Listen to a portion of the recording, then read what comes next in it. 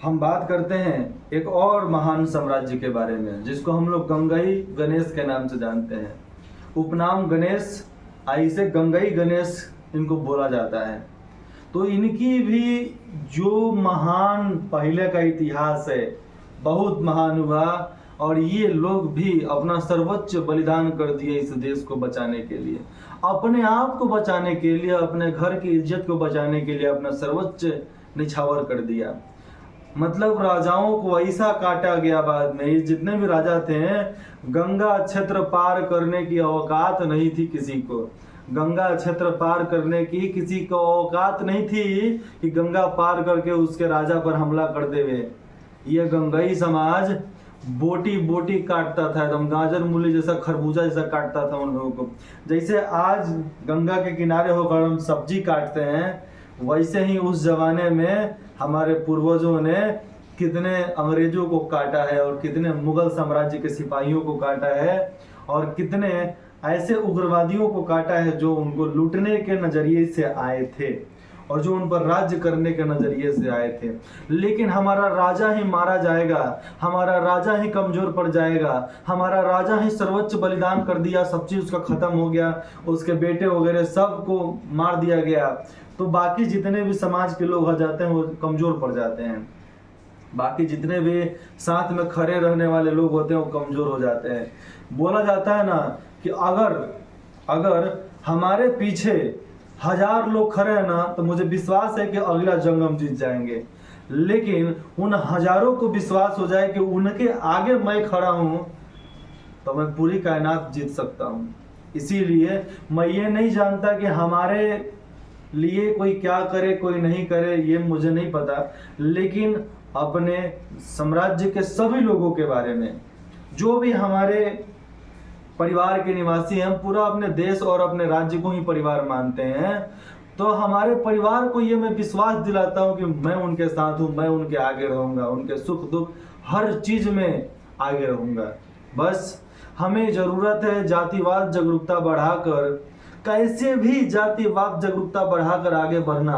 हम अपने वर्चस्व ऐश्वर्य को हम लोग आगे बढ़ाएंगे, हम अपने राजवंश की पुरानी नीति को, राजवंश की पुरानी रीति को, कला संस्कृति को हम आगे बढ़ाने के लिए सब चीज निछावर करेंगे। आज जितना बन सकेगा उतना करेंगे, कोशिश की हमारे समाज के लोग एक बराबर श्रेणी में हो सके। हमें बहुत दिक्कत होता है जब अत्यंत पिछड़ा अनुसूचित जनजाति, जनरल कास्ट, ये 4-5 हुआ ना, 5 प्रकार के यहाँ पर हो जा रहे हैं। तो भैया 5 प्रकार क्यों? सरकार श्रेणियां तो बांट दी, लेकिन उसमें मदद नहीं बांटती, आरक्षण देती है। आरक्षण बांटना ये आपको मदद करना नहीं होता है, आपको पीसना होता है। मदद करना ये होता कि आपके घर बनवा दिए जाते, आपके घर में बाढ़ नहीं आता, आपको खाने पीने की दिक्कत नहीं होती, आपके लिए रोजगार कर दिया जाता, ये मदद हुआ। इसलिए मैं आरक्षण का बात नहीं करता, मैं मदद की बात करता हूँ, मैं साथ का बात करता हूँ, मैं विश्वास की बात करता हूँ। ये सभी लोग सूर्यवंशी क्षत्रिय हुआ करते थे और क्षत्रिय भी हैं। ये गंगई समाज, गंगई गणेश एक तरीके से क्षत्रिय समाज है, सूर्यवंशी समाज है। ये खास करके गंगा के क्षेत्र के इर्द गिर्द रहते हैं। मैंने पहले भी बताया, अभी बताता हूँ कि ये लोग गंगा नदी के क्षेत्र में रहते थे, और इनके रहते हुए किसी की औकात नहीं थी कि इनकी सीमा को पार कर ले। ये सीमा का रक्षा करते हुए अपने जो बॉर्डर होते थे उसकी रक्षा करते करते अपने आप को सर्वोच्च बलिदान कर दिया। अपने इनके जो राजा हुआ करते थे अपने आप को सर्वोच्च बलिदान कर दिए। तो आप उस समाज के हैं, उस समुदाय के हैं, आपके राजाओं ने इस देश के लिए, एक देश के एकजुटता के लिए, इस देश को बचाने के लिए, इस देश की एकता के लिए बहुत कुछ बलिदान दिया है। अब है आपकी बारी कि आप कैसे जातिवाद जागरूकता बढ़ाकर जातिवाद, ये जो संगठन आजकल चल रहा है ना कि हम इसी जाति को वोट देंगे, उसी जाति को वोट देंगे, इस चीज से बाहर निकलकर राष्ट्रीयकरण को वोट आप कब दे रहे हो? आप राज्यकरण को वोट कब दे रहे हो? राज्य को आगे बढ़ाने के लिए मदद कब कर रहे हो? ये सब आपके ऊपर निर्भर करता है कि आप क्या चाहते हैं। आज तक ये आप बताइए कि आपके बारे में किसी नेताओं ने ये बोला है कि आपके लिए मैं ये करूंगा?